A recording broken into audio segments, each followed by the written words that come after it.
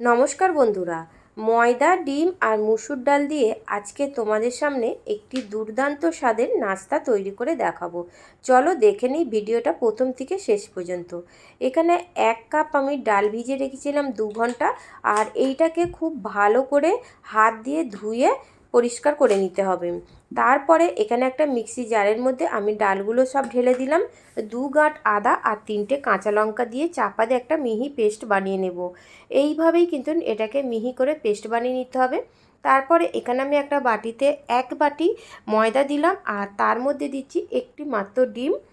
ময়দা, ডিম আর সামান্য পরিমাণে লবণ দেব, মানে যতটা স্বাদ মতো লাগে সেই মতো লবণ দিয়ে এটাকে হাত দিয়ে খুব ভালো করে ডোটাকে মাখিয়ে নিতে হবে।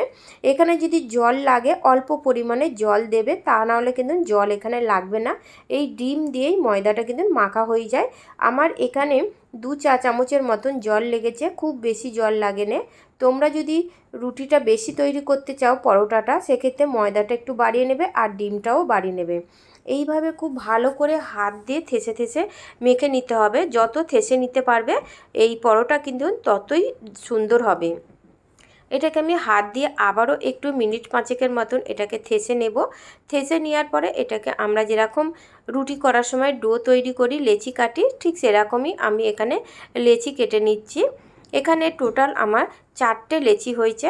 এবারে আমি এই লেচিটাকে হাত দিয়ে গোল গোল করে নিতে হবে, যেরকম আমরা করে নিই ঠিক এইভাবে গোল করে নিয়েছি। তারপরে চলো এখানে আমি প্যান বসিয়ে তেল দিয়ে দিয়েছি 2 টেবিল চামচ। তেলটাকে খুব ভালো করে গরম করে নিয়ে সামান্য পরিমাণে কালো জিরে ফোড়নের জন্য আর সামান্য পরিমাণে হিং দিলাম। কালো জিরে আর হিংটা তেলে খুব ভালো করে ভেজে নিতে হবে। যখন দেখবে হিং থেকে একটা সুন্দর ফ্লেভার বেরোচ্ছে, তখন বুঝতে পারবে যে এই হিংটা খুব ভালো করে ভাজা হয়ে গেছে।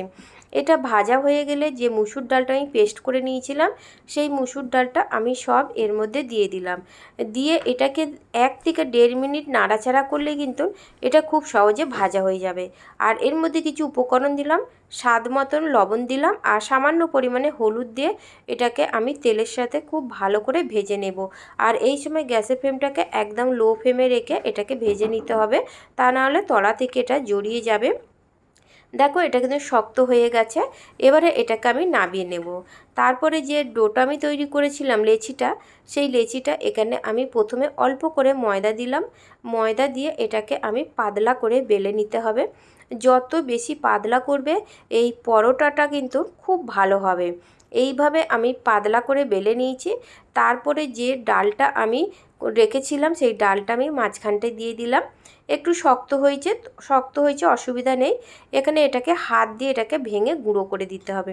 এইভাবে আমি গুঁড়ো করে দিয়ে মাঝখানে সমান করে এটাকে রেখে দিলাম।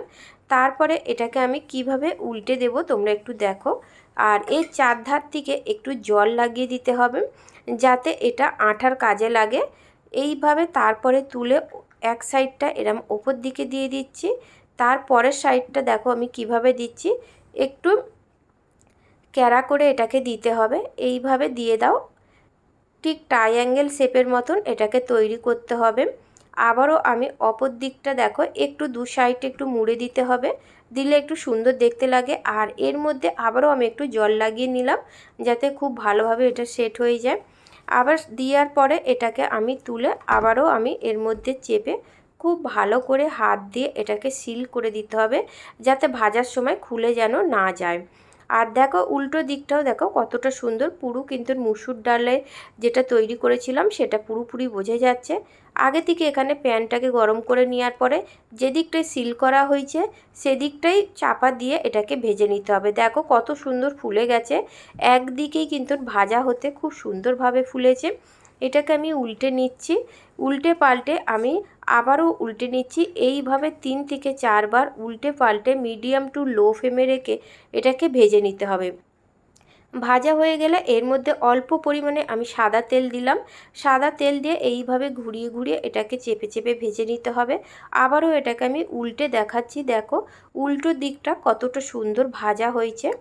তোমরা দেখলেই বুঝতে পারবে যে এই পরোটাটা কতটা সুন্দর খেতে হবে। তোমরা যদি একবার এই পরোটাটা খাও তোমাদের বারবার এই পরোটাটা বানাতে ইচ্ছা করবে। বাচ্চাদের স্কুল কলেজ অফিসে কিন্তু এগুলোকে দিতে পারো। জলখাবারের পক্ষে কিন্তু এটা খুবই ভালো। তৈরি হয়ে গেছে আমার আজকের রেসিপিটি যদি ভালো লেগে থাকে অবশ্যই বন্ধুরা লাইক দেবেন। আর রেসিপিটা কেমন হলো আপনারা কিন্তু কমেন্ট করে জানাবেন। আমার চ্যানেলে নতুন বন্ধু হয়ে থাকলে সাবস্ক্রাইব